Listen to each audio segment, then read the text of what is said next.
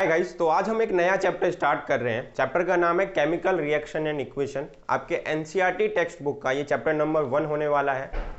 और केमिस्ट्री में है ना, 3 मॉड्यूल है आपके बुक में, फिजिक्स, केमिस्ट्री एंड बायोलॉजी। तो केमिस्ट्री में हमारा चैप्टर नंबर 1 होगा। तो देखिए, चैप्टर का जो इंट्रोडक्शन टॉपिक है भाई, हमें कौन कौन से टॉपिक पढ़ने हैं वो तो हम ऑलरेडी देख चुके हैं और आई थिंक आपने उसे उतार भी लिया होगा। मैं हमेशा बोलता हूँ आपको, कोई भी चैप्टर स्टार्ट करने से पहले आप टॉपिक लिखें, क्योंकि वो आपको एक ओवरऑल आइडिया देता है कि भाई हमें इस चैप्टर में ये चीज़ें पढ़ना है और अपने दिमाग में आप एक माइंड मैप क्रिएट कर सकते हैं उससे। ठीक है, तो स्टार्ट करते हैं चैप्टर। और सबसे पहला जो पार्ट होने वाला है, इसमें हम चैप्टर का ओवरव्यू देखेंगे। तो देखिए, जैसा कि चैप्टर का नाम है केमिकल रिएक्शन एंड इक्वेशन, तो देखिए जब चैप्टर का नाम बनाया जाता है ना, तो चैप्टर का जो टाइटल है बनाया जाता है, तो उस टाइटल में बहुत खास बात होती है। पहली बात कि वो टाइटल ही बताता है कि उस चैप्टर में पढ़ना क्या है। तो सबसे पहली बात हम ये समझ लें कि भाई इस चैप्टर के अंदर है क्या, तो हम अच्छे से चैप्टर को स्टार्ट कर सकते हैं। तो देखिए, यहाँ पर 2 चीज है, एक है केमिकल रिएक्शन एंड एक है इक्वेशन। आई थिंक आप इससे पहले ये वर्ड सुन चुके होंगे कि भाई केमिकल रिएक्शन होता क्या है, इक्वेशंस क्या होते हैं। क्लास 8 7th में ही आ जाती है सब बातें। अगर हम सीबीएसई की बात करें, आईसीएसई में तो पहले ही आ जाती। नाउ लेट्स सी कि भाई केमिकल रिएक्शन क्या है। गाइज, हम देखते हैं कि हमारे जो एक सिंपल सा एग्जांपल लेते हैं इसको समझने के लिए, जो हमारा ह्यूमन बॉडी होता है गाइज, ठीक है, इस ह्यूमन बॉडी की अगर हम बात करें, तो अगर इस ह्यूमन बॉडी में कभी भी कुछ चेंज आता है ना, कभी भी कुछ चेंज आता है, तो हमें पता चलता है किसके थ्रू, स्टिमुलस के थ्रू। भाई कुछ भी चेंज होगा एक स्टिमुलाई के थ्रू हमें पता चलेगा। तो जब भी हमारे ह्यूमन बॉडी के अंदर कुछ चेंज आता है तो क्या मिलता है, एक रिस्पॉन्स। ठीक है, रिस्पॉन्स बोल सकते हैं या एक रिएक्शन बोल सकते हैं या एक रिएक्ट, कुछ भी आप वर्ड है ना, ऐसे ऐसे वर्ड का आप यूज करते हैं कि नहीं करते हैं। तो ऐसा ही हमारे इन्वायरमेंट में भी होता है, हमारे इस एटमॉस्फेयर में भी होता है। हमारे इस इन्वायरमेंट में 2 तरह के चेंज हमको देखने को मिलते हैं। कौन कौन से चेंज देखने को मिलते हैं, तो उसकी पे तो देखिए, सबसे पहला जो चेंज है हम उस पर बात करते हैं। जो सबसे पहला चेंज है गाइस, वो है physical change and the another one is chemical change. 1 to 1 आपको मैं डिफरेंस बताता हूं, आपको क्लियर हो जाएगा फंडा। ठीक है, तो देखिए फिजिकल चेंज क्या है, एक ऐसा चेंज, ठीक है, इट कैन रिवर्स इजिली, ठीक है, या इट इज रिवर्सिबल। ठीक है, तो इट कैन रिवर्स इजिली का क्या मतलब है, तो इसको एग्जांपल से आप देखो, इसका फंडा आपको में आ जाएगा, बिल्कुल ही अच्छे से समझ में आ जाएगा। देखो, मैं एक सिंपल सा लिखता हूं, इवेपोरेशन। ठीक है, बिल्कुल एक सिंपल एग्जांपल जो हम क्लास 9th में पढ़ चुके हैं, इवेपोरेशन एक फिजिकल चेंज है। इसमें क्या होता है ना, हम चीजों को बहुत जल्दी, एक सब्सटेंस है वो किसी अनदर स्टेट में अगर चला गया है, मान लीजिए सॉलिड है, अगर वो लिक्विड में चला गया तो उसको आसानी से हम सॉलिड बना सकते हैं। कोई गैस में कन्वर्ट हो गया तो उसे दोबारा लिक्विड आसानी से बना सकते हैं। तो हम बोल सकते हैं कि फिजिकल चेंज एक ऐसा चेंज है जिसके अंदर रिवर्सिबल प्रोसेस जो होता है वो बहुत आसानी से कर सकते हैं। अब इसके बहुत सारे एग्जाम्पल हैं, अब आप अपने हिसाब से लिख लीजिएगा, आप देख चुके हैं ये बात, तो इस पर हम ज़्यादा डिस्कशन नहीं करने वाले हैं। नाउ केमिकल चेंज की बात करते हैं। केमिकल चेंज क्या है, तो it can reverse but it is difficult to do. ठीक है, ये रिवर्स किया जा सकता है लेकिन थोड़ा सा डिफिकल्ट होता है करने में। ठीक है, रिवर्स करने में थोड़ा सा दिक्कत होता है। अब इसके एग्जाम्पल्स हम आप क्या दे सकते हो, लाइक सबसे जो कॉमन एग्जाम्पल आपके बुक में लिखा हुआ होता है, लाइक बर्निंग ऑफ, ठीक है, आपका लिखा रहता है ना, मैग्नीशियम रिबन। ये सिंपल ले रहा हूं, ठीक है, लेकिन अभी और मैं आपको बता रहा हूं चीजें। ठीक है, बर्निंग ऑफ मैग्नीशियम रिबन हो गया। लेकिन जो कॉमन चीजें हैं जिससे आपको बताया जाता है कि भाई कहां पर आप बोल सकते हो कि कोई केमिकल चेंज हुआ, तो एक सिंपल सा ले लेते हैं, मिल्क का कर्ड में बनना। ठीक है, मिल्क का किस में बनना, कर्ड में बनना। एक कॉमन सा एग्जांपल दिया जाता है, ठीक है, कि भाई मिल्क जो है वो किस में बदल गया, कर्ड में। आप कर्ड को दोबारा मिल्क में बदल सकते हो क्या, नहीं ना। ठीक है, तो कुछ प्रोसेस ऐसे भी हैं जिसे भाई रिवर्स नहीं किया जा सकता, इनको माना जाता है कि यहाँ पर कोई केमिकल चेंज हुआ है। ठीक है, अब कर्ड को मिल्क तो नहीं बनाया जा सकता। अब देखो यहाँ पर और भी एग्जांपल्स आप ले सकते हो, ऐसी बात नहीं। एक कॉमन एग्जांपल ले लेते हैं, लाइक डाइजेशन। ठीक है, digestion of food. In human body या इन एनिमल्स लिख लीजिए, सिंपल, ठीक है, ह्यूमन बॉडी लिखने की जरूरत नहीं।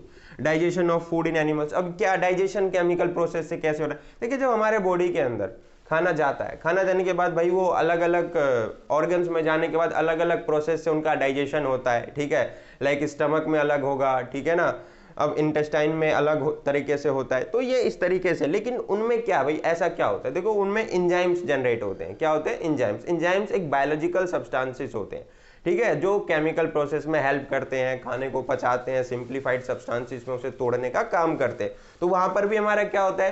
केमिकल रिएक्शन होता है। इसके बाद आप बोल सकते हो भाई रिपनिंग ऑफ फूड, ठीक है, रिपनिंग ऑफ फूड, ठीक है, यानी जो फल वगैरह आप देखते हो भाई पेड़ में लगा हुआ है और समय के साथ वो पक जाते हैं, ठीक है, तो ये सब क्या है? ये सभी केमिकल चेंजेस हैं। और यही केमिकल चेंजेस जो हैं ये क्या कहलाते हैं? हमारे केमिकल रिएक्शंस, ठीक है, ये क्या कहलाते हैं? हमारे केमिकल रिएक्शन। तो इसी पर हम बात करने वाले हैं। आई होप कि आपको इतना इंट्रोडक्शन जो है वो समझ में आया होगा। और बहुत इंपॉर्टेंट भी है ये चीजें कि भाई एक ओवरव्यू मिले हमें चैप्टर में पढ़ना क्या है, किस तरीके से पढ़ना है, क्या क्या चीजें हैं। तो मैं कोशिश यही करता हूं कि आपको प्रॉपर कंटेंट एक प्रोवाइड किया जाए, ठीक है। तो लेट्स सी, आगे देखते हैं। आगे जो बात करने वाले हैं वो है, हम टॉपिक पे बात करने वाले हैं व्हाट केमिकल रिएक्शन पे, ठीक है, चेंज पे तो बात कर सके, अब हम केमिकल रिएक्शन पर बात करते हैं। What is chemical reaction? तो डेफिनेशन देखिए केमिकल रिएक्शन क्या है, तो इससे लिखता हूं मैं, it is a change, it is a change in which, ठीक है, इन विच one or more substances react with each other and form new substances बोल सकते हैं, एक सब्सटेंस नहीं, substances and form new substances with new properties.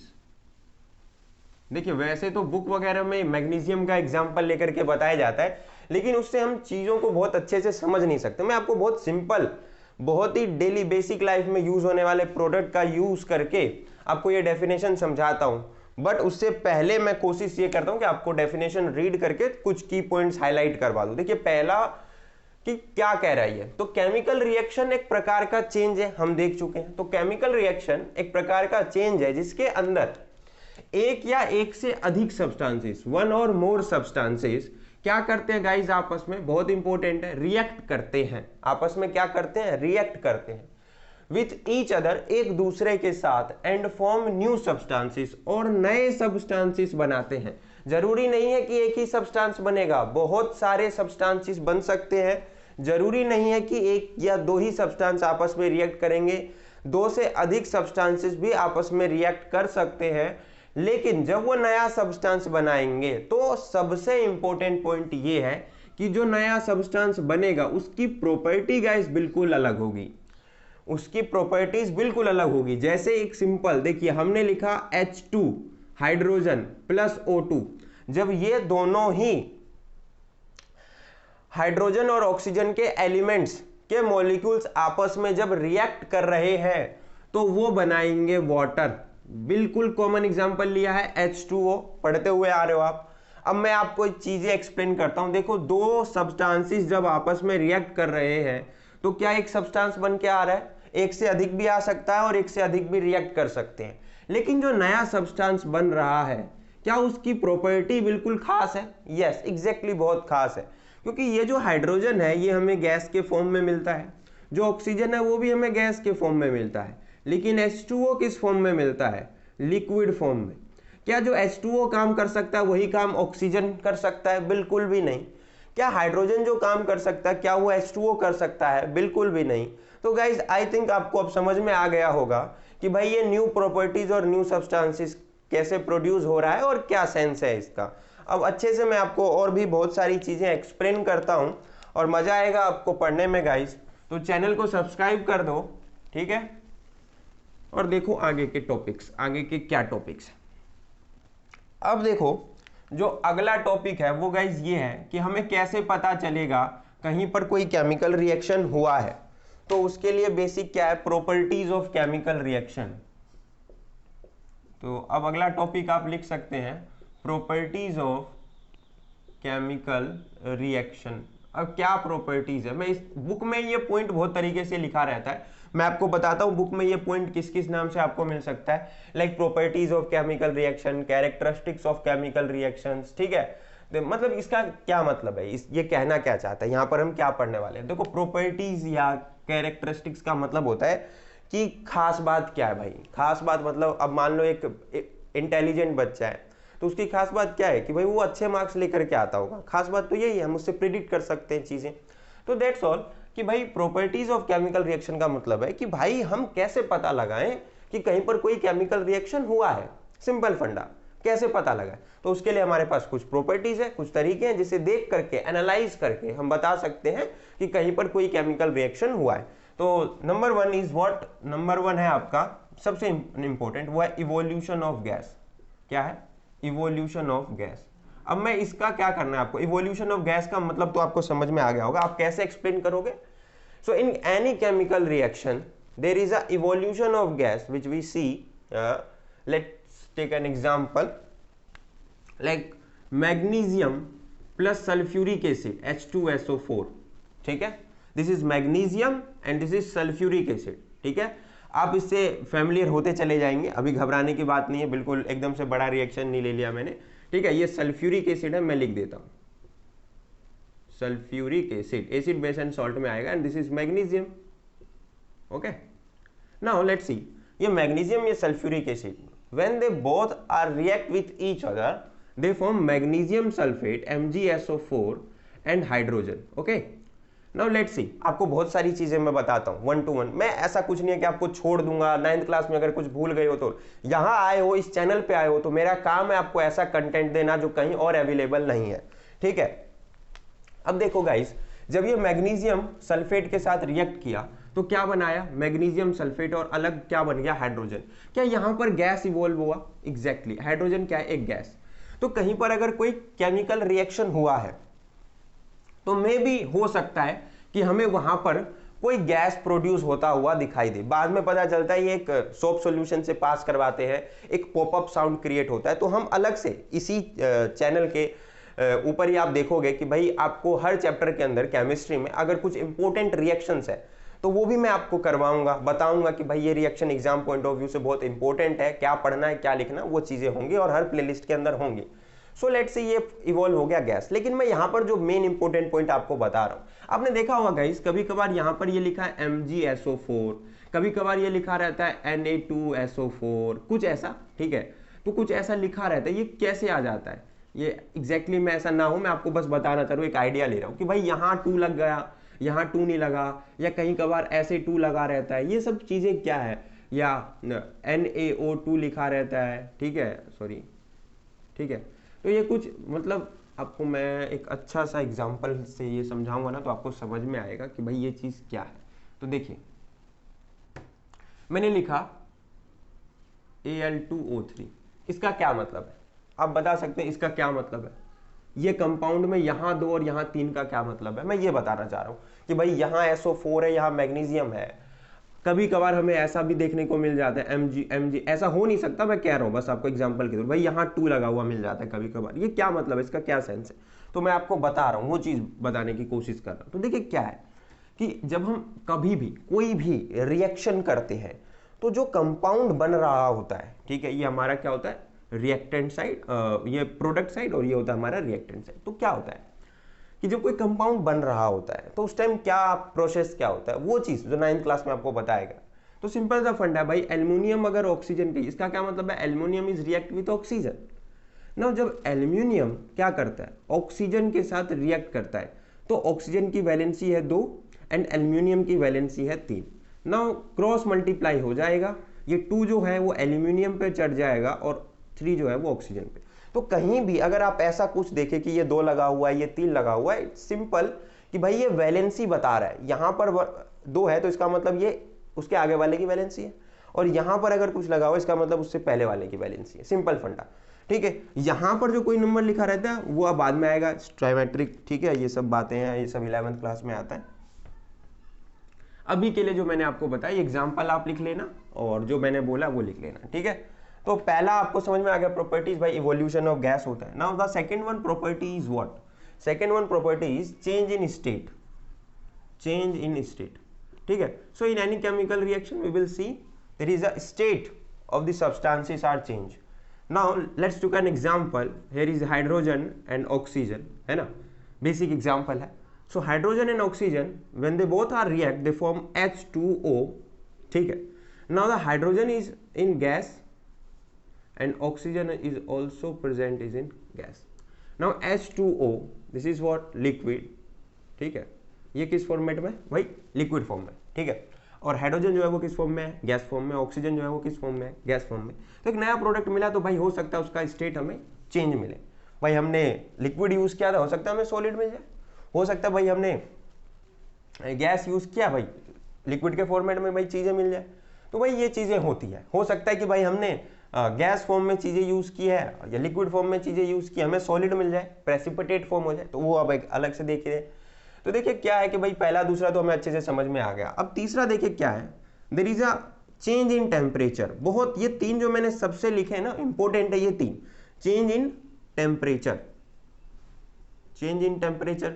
अब इसको कैसे एक्सप्लेन करेंगे गाइस, देखो क्या होता है, कभी कभार कोई केमिकल रिएक्शन होता है कि भाई जब रिएक्ट कर रहे हैं हम सब्सटेंसेस को, तो वहां पर चीजें, अभी माहौल बिल्कुल एकदम ठंडा है। अब जो नया प्रोडक्ट बना तो भाई क्या हुआ, अब बीकर जिसमें हम रिएक्शन करवा रहे हैं, ठीक है, उस बीकर को जब छू के देखते हैं तो वो बहुत गर्म हो जाता है। तो हो सकता है वहां पर गैस का इवोल्यूशन हुआ हो और जो गैस है वो बिल्कुल गर्म है। जैसे सिंपल सा फंडा समझते हैं, जैसे मान लो कि हमने पहला वाला एग्जाम्पल देखा था, जैसे like magnesium plus sulphuric acid. So क्या बना था, मैग्नीशियम सल्फेट। आप सेम एग्जांपल का यूज कर सकते हैं, हाइड्रोजन गैस इवॉल्व हो गया। अभी जो हाइड्रोजन गैस बना गाइस, अब यहां पर टेम्परेचर जो है वो क्या हो जाएगा, इंक्रीज हो जाएगा, बिकॉज हाइड्रोजन प्रोड्यूस हो रहा है। भाई ये भी एक गर्म गैस है, ऐसा तो नहीं है गर्म गैस नहीं, ठीक है। अगर कहीं पर कार्बन डाइऑक्साइड प्रोड्यूस हो रहा हो, मतलब टेम्परेचर इंक्रीज होगा, सिंपल सी बात है। कार्बन डाइऑक्साइड क्या है, गर्म गैस है भैया। हमारा जो ग्रीन हाउस गैस है, अर्थ का जो टेम्परेचर है वो कौन बढ़ा रहा है, CO2 बढ़ा रहा है, ठीक है। सो ग्रीन हाउस इफेक्ट के लिए यही रिस्पॉन्सिबल है। एक नंबर के क्वेश्चन में कभी कभार ये भी पूछ लेते हैं, तो बहुत इंपॉर्टेंट क्वेश्चन मैंने आपको यहीं पे बताया।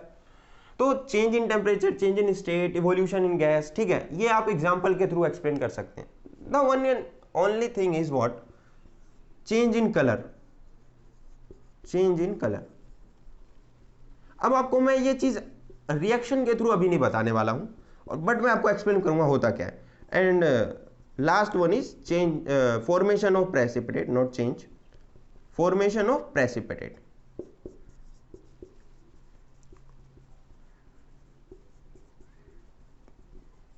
Okay guys, formation of precipitate क्या मतलब है मैं आपको समझाता हूं। बिल्कुल देखो क्या है कि भाई ये हमारा रिएक्टेंट साइड है।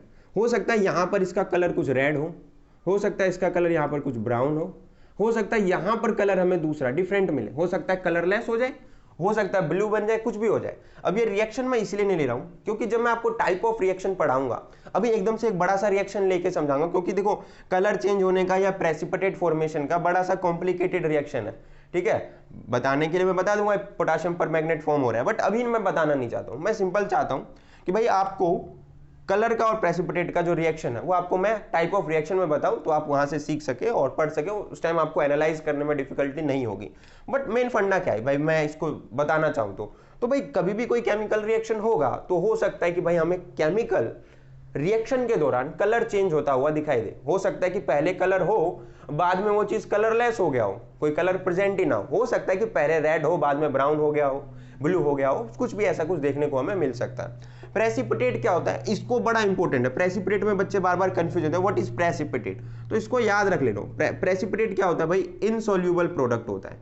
क्या होता है, इनसोल्यूबल प्रोडक्ट। प्रोडक्ट बहुत इंपॉर्टेंट है, क्यों, क्योंकि भाई ये इनसोल्यूबल है, अघुलनशील है, मतलब जो नया सब्सटेंस बन रहा होगा, प्रोडक्ट बन रहा होगा, प्रोडक्ट मतलब नया सब्सटेंस बन रहा होगा, तो जब वो नया सब्सटेंस बन रहा होगा तो हो सकता है कि उसमें कुछ इनसोल्यूबल प्रोडक्ट बन जाए जो सॉल्यूशन के अंदर अच्छे से मिल नहीं पाया होगा और एक सॉलिड बन गया होगा, ठीक है, तो उसे बोलते हैं इनसोल्यूबल प्रोडक्ट। और इसको नाम दिया गया भाई केमिकल रिएक्शंस के अंदर प्रेसिपिटेट। क्या नाम दिया गया? प्रेसिपिटेट। तो ये दोनों एग्जांपल हम अच्छे से टाइप ऑफ रिएक्शन में पढ़ेंगे। Now let's move on the next topic which is chemical equation.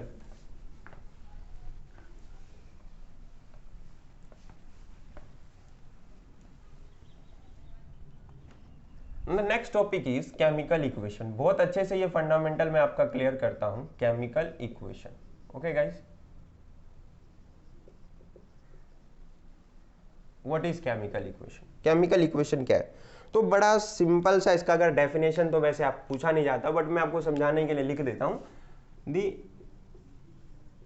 Symbolic representation,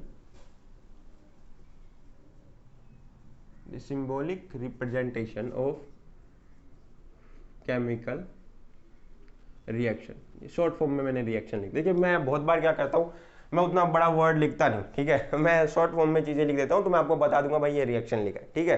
मैं बहुत बार यूज कर लेता हूँ शॉर्ट चीजें, भाई उतना लिखने की जरूरत नहीं है, आपको समझ में आ गया, उतनी इंग्लिश अच्छी है आपकी। नाउ द केमिकल इक्वेशन, क्या है केमिकल इक्वेशन? की पॉइंट्स हाईलाइट कर देता हूं मैं। नाउ वन इज ओनली की point is symbolic representation. Like मैंने कहा कि भाई H2 plus O2 is what? H2O। Simple. Magnesium plus oxygen, अब मैं आपको अच्छे से एक्सप्लेन करूंगा, घबराइए मत। This is magnesium oxide. एक और लिखता हूं, like magnesium plus sulphuric acid. जो देखिए मैं कॉमन एग्जांपल, क्या मैं बार बार वही रिएक्शंस रिपीट कर रहा हूं? एग्जैक्टली, क्योंकि मैं नहीं चाहता हूं कि आपको एकदम से बहुत सारे ऐसे रिएक्शंस दे दूं और आपको लगे कि भाई ये चीज क्या है, बहुत डर गए आप। मैं आपके दिमाग में डर क्रिएट नहीं करना चाहता हूं, आपके दिमाग में ये क्रिएट करना चाहता हूं बहुत ही ज्यादा ईजी है चीजें, उतना ज्यादा कॉम्प्लिकेटेड है नहीं। कॉम्प्लिकेटेड बना के पढ़ोगे, कॉन्सेप्ट क्लियर नहीं होंगे तो लगेगा भाई टीचर भी मतलब एक तरह से भाई वो यूजलेस हो गया क्योंकि चीजें समझा नहीं पा रहा है, और चैप्टर भी आपके लिए यूजलेस हो गया कि भाई बहुत डिफिकल्ट है। नाउ लेट्स सी क्या बनाएगा। मैग्नीशियम सल्फेट प्लस में H2, यही बनेगा।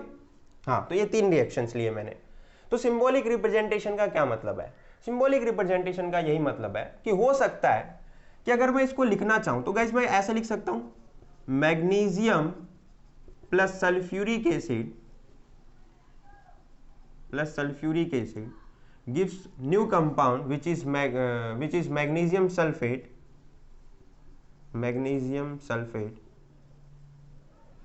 plus hydrogen. क्या यही चीज है? ये क्या है? क्या ये सिंबॉलिक रिप्रेजेंटेशन है? नहीं। जब हम क्या करें, हमने देखा कि भाई जब पीरियोडिक टेबल बन रहा था, 9th क्लास में पीरियोडिक टेबल देखा, 10th में भी देखेंगे दोबारा, तो देखा जब हम एलिमेंट्स की खोज हो रही थी तो उसके बाद क्या किया गया, एलिमेंट्स का अब उतना बड़ा नाम तो याद नहीं रखा जा सकता था। हमने कहा कि भाई अब उसका हम क्या करेंगे, सिंबॉलिक रिप्रेजेंटेशन। लाइक हाइड्रोजन को H से लिखेंगे, कार्बन को C से लिखेंगे, सोडियम को Na से लिखेंगे। तो दिस इज व्हाट, एलिमेंट का सिंबल। सिंपल। तो जब हम किसी एलिमेंट्स का क्या करते हैं, सिंबॉलिक रिप्रेजेंटेशन कर देते हैं केमिकल रिएक्शन के दौरान, तो उसको क्या बोलते हैं हम?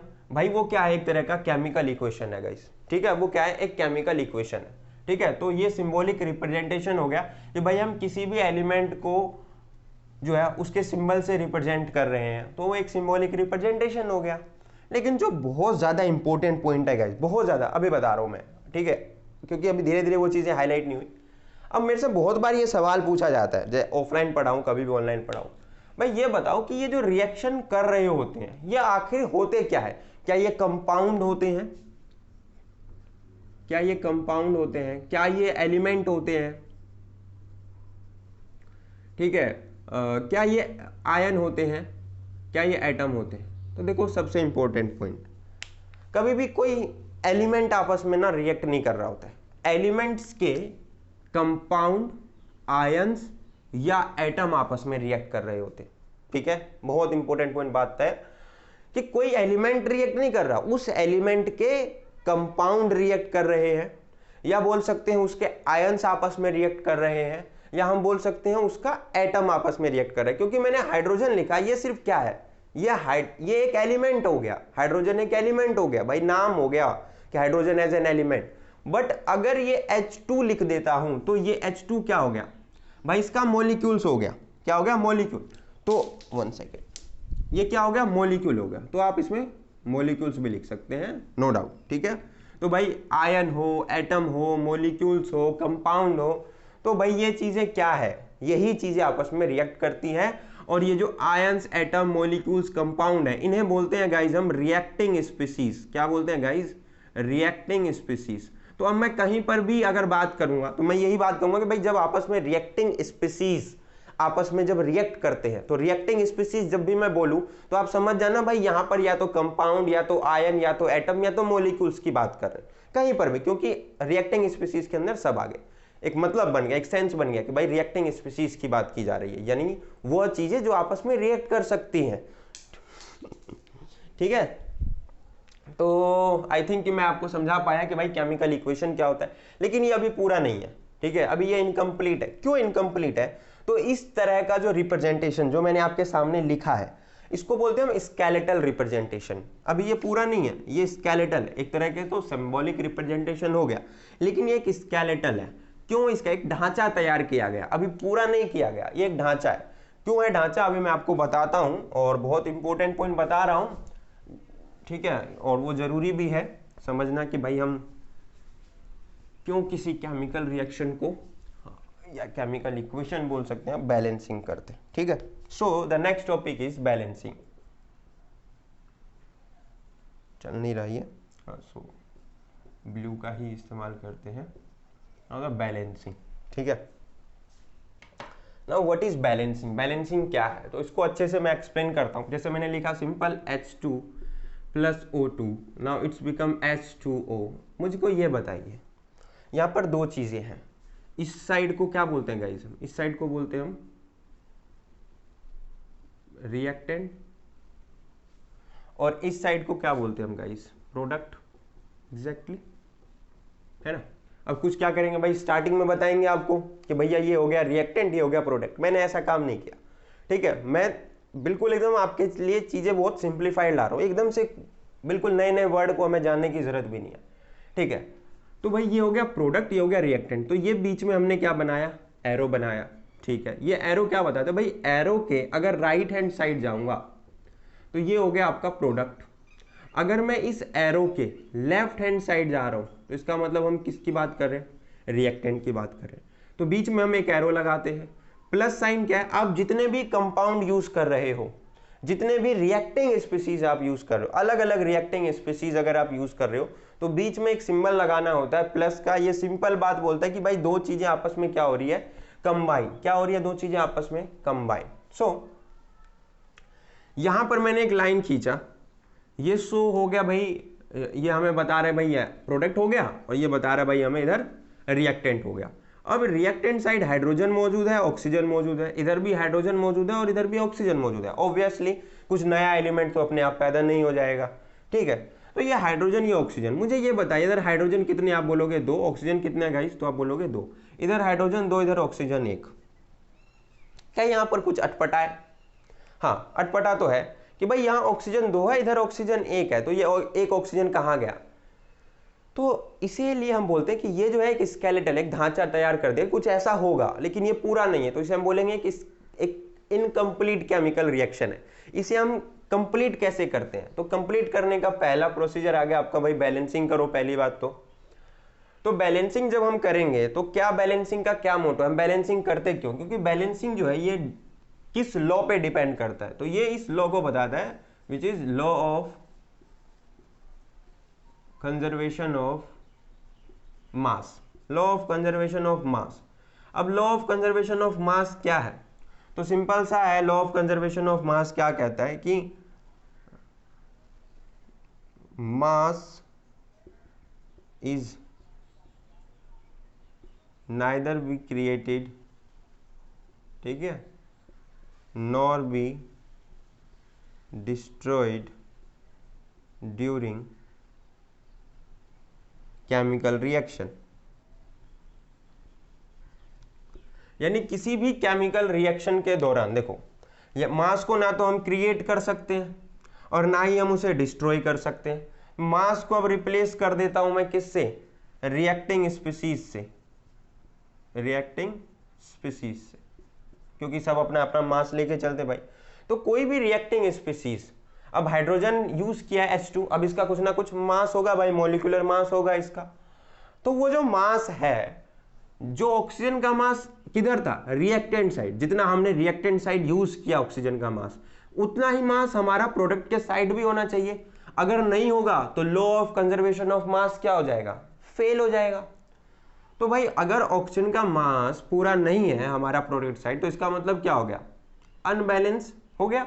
तो हमें इसे क्या करना होगा, बैलेंस करना होगा।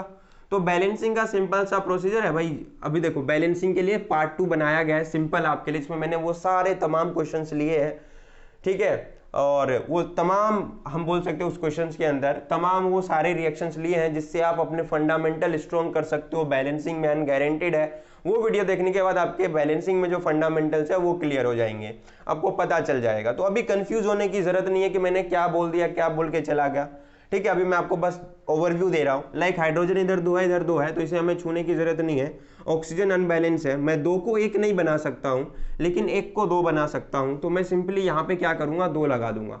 अगर जैसे ही मैंने यहाँ पे 2 लगाया गाइस, अब क्या हुआ, प्रोडक्ट साइड दोनों पे फर्क पड़ गया। क्योंकि अब बोलेंगे बच्चे कि भाई H2O है, तो भैया आप यहाँ पे क्यों नहीं 2 लगा देते हो, यहाँ पे 2 नहीं लगा सकते। इसीलिए मैंने स्टार्टिंग में ही आपका वो फंडामेंटल स्ट्रॉन्ग किया कि गाइस देखो यहाँ पर H2O का मतलब है हाइड्रोजन की वैलेंसी 1 है, ऑक्सीजन की वैलेंसी 2 है, तो 2 इस पे चढ़ गया और 1 जो है इस पे चढ़ गया, 1 लिखते नहीं है तो H2O। तो यहाँ पे 2 लिखने का मतलब हो गया कि हाइड्रोजन की वैलेंसी यहाँ पर कितनी होनी चाहिए, 2, और ऑक्सीजन की वैलेंसी कितनी होनी चाहिए, 1, तभी ऐसा हो सकता है, अदरवाइज नहीं हो सकता। सो दैट्स वाई हाइड्रोजन की वैलेंसी कभी 2 हो ही नहीं सकती है। तो हम यहाँ 2 लिख ही नहीं सकते, क्योंकि यहाँ पे हम वैलेंसी को शो करते हैं, तो हमें 2 यहीं पे लगाना होगा। अगर हम 2 यहाँ पे लगाते हैं तो देखो हाइड्रोजन कितना हो गया, 4, बिकॉज 2 2 जा 4 and the oxygen become double. Now let's C, hydrogen अब अनबैलेंस हो गया लेकिन ऑक्सीजन बैलेंस हो गया। लेकिन अब हाइड्रोजन बिल्कुल अलग है और इसे हमें 4 बनाना है। 4 बनाने के लिए मैं इस 2 को 4 नहीं लिख सकता हूँ, क्योंकि H4 का मतलब हो गया भाई यहाँ पे 4 रिप्रेजेंट कर रहा है वो, कि भाई H4 अपना जो है मतलब एक स्टेबिलिटी फॉर्म हो गया। H4 अपनी स्टेबिलिटी नहीं बना रहा, ठीक है, तो हम H4 को नहीं लिख सकते हैं। सो सिंपल सा फंडा हो गया, हमें यहाँ पे 2 लगाना होगा, ठीक है ना। तो जैसे हम यहाँ पे 2 लगाएंगे, नया हाइड्रोजन इधर कितना हो जाएगा, 4, ऑक्सीजन पे कोई फर्क पड़ा नहीं, तो ऑक्सीजन 2 ही रहेगा, हाइड्रोजन 4, ऑक्सीजन 2। तो अब देखो, आप कहीं पर भी एग्जाम के अंदर कोई भी केमिकल रिएक्शन लिखो, कोई भी केमिकल इक्वेशन लिखो, तो आपको सिंपल सा ध्यान ये रखना है कि भाई हमारा जो केमिकल रिएक्शन है या उस केमिकल रिएक्शन के दौरान मैं जो भी केमिकल इक्वेशन लिख रहा हूँ वो बैलेंस होना चाहिए, अदरवाइज मार्क्स कट सकते हैं। तो ये तो बहुत सिंपल होगा, मैंने इसलिए हमेशा सिंपल चीजें लेके आपको समझाता हूँ। अब आप कोई भी केमिकल इक्वेशन बैलेंस करना सीखना चाहते हैं तो पार्ट 2 पे जाएं और देखें। अभी हम कैसे होगा पूरा, ये बैलेंसिंग तो हो गया, बैलेंसिंग का यही मतलब है, लेकिन अभी पूरा रिप्रेजेंटेशन नहीं किया हमने। अब क्लास 10th के हिसाब से तो इतना पूरा है, बट और भी चीजें हैं जो आपको सिखाया गया एनसीईआरटी में, और पूछ लिया जाता है कभी कभार, या आपके दिमाग में रहेगा कि भाई बुक में लिखा है ये चीज बताइए।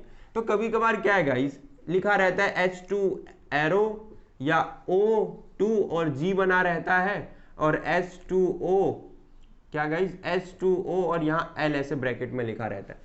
क्या मतलब है इसका, देखो ये जो अपवर्ड एरो है गाइस, ये जो अपवर्ड एरो ये शो करता है भाई गैस, ये जो G है ये भी क्या शो करता है, गैस, और ये जो L है ये क्या शो करता है गाइस, लिक्विड। तो कभी भी कोई केमिकल रिएक्शन जब हम लिखते हैं तो सिंपल से अगर आपको स्टेट पता है कि भाई वो जो प्रोडक्ट और रिएक्टेंट है, जो रिएक्टिंग स्पीसीज है, अगर हमें उसके स्टेट मालूम है तो उसे हम कुछ इस तरीके से रिप्रेजेंट कर सकते हैं किसी भी केमिकल रिएक्शन के दौरान। तो जैसे हाइड्रोजन है, अगर वो गैस है तो आप ऐसे अपवर्ड एरो लगा सकते हो, अगर ऑक्सीजन है तो आप मतलब कोई भी गैस है तो आप G लिख सकते हो या अपवर्ड एरो बना सकते हो, अगर कोई सब्सटेंस जो लिक्विड फॉर्म में प्रेजेंट है तो आप L लिख सकते हो। और भी बहुत है, जैसे डाउनवर्ड एरो रहता है, डाउनवर्ड एरो का क्या मतलब है गाइस, प्रेसिपिटेट, क्या मतलब है, शॉर्ट फॉर्म में लिख देता हूं प्रेसिपिटेट, ठीक है। तो डाउनवर्ड एरो, कहीं पर कोई प्रेसिपिटेट बन रहा है तो डाउनवर्ड एरो लगा दो, ठीक है। और देखो और भी बहुत सारी चीजें, अगर मुझे कोई भी कैटलिस्ट, ठीक है, क्या करना है, कैटलिस्ट, ठीक है, अगर मुझे कोई भी कैटलिस्ट लिखना है, समझो सिंपल सा फंडा, तो उस कैटलिस्ट को मैं हमेशा इस एरो पर लिखूंगा, क्या करूंगा, इस एरो पर लिखूंगा, ठीक है, ठीक है, मैं कहां पे लिखूंगा, इस एरो पर लिखूंगा। अगर मुझे कोई भी टेम्परेचर बताना होगा तो भी मैं उस एरो पे लिखूंगा, जैसे यहाँ पे ये H2O है यहाँ, और यहाँ ऑक्सीजन है और यहाँ हाइड्रोजन है। मान लो मुझे इसमें क्या करना हो, कोई कैटलिस्ट डालना हो। कैटलिस्ट क्या होता है ये भी मैं आपको भी बता देता हूँ। कैटलिस्ट होता है कि भाई एक ऐसा सब्सटेंस जिसे किसी केमिकल रिएक्शन में इसलिए डाला जाता है ताकि केमिकल रिएक्शन बहुत फास्ट हो सके। क्या हो सके? फास्ट हो सके। ठीक है। कभी कभार हम ये भी बोलते हैं कि भाई कोई केमिकल रिएक्शन पर्टिकुलर टेम्परेचर यानी पर्टिकुलर डिग्री सेल्सियस या पर्टिकुलर केल्विन पे हो रहा है, तो टेम्परेचर हम कहाँ लिखेंगे? टेम्परेचर एरो पे लिखेंगे। ठीक है। तो या तो आप डेल्टा बना सकते हो। डेल्टा किसको शो करता है? हीट को शो करता है। ठीक है। तो कभी कभार डेल्टा बना रहता है तो आप समझ सकते हो वहां पे हीट एनर्जी की बात की गई, भाई इतना हीट एनर्जी दिया गया, इतने केल्विन डिग्री, ठीक है, मतलब सेल्सियस पे भाई टेम्परेचर पे हो रहा है, या ये कैटलिस्ट यूज किया गया, ये हम एरो पे लिखते हैं। बट इन क्लास 10th अगर आपको स्टेट नहीं मालूम तो भाई मत लिखिए, आपके मार्क्स नहीं जा रहे कहीं पर भी। ठीक है। आपको बस चॉइस दिया गया कि भाई चीजें पढ़ लो, ऐसा भी होता है। अगर आपको स्टेट मालूम है तो लिखें, नहीं पता है तो ना लिखें। ठीक है गाइस। तो आई थिंक कि भाई इस वाले पार्ट में इतना काफी था हमारा केमिकल रिएक्शन एंड इक्वेशन के लिए। नेक्स्ट पार्ट में हम पढ़ेंगे बैलेंसिंग, एंड आई होप कि आपको चीजें बिल्कुल समझ में आई होंगी। मैंने बिल्कुल तोड़ तोड़ के पढ़ाया है चैप्टर को, एकदम से बहुत सारी चीजें नहीं भरती जो बुकिश चीजें हैं। ठीक है।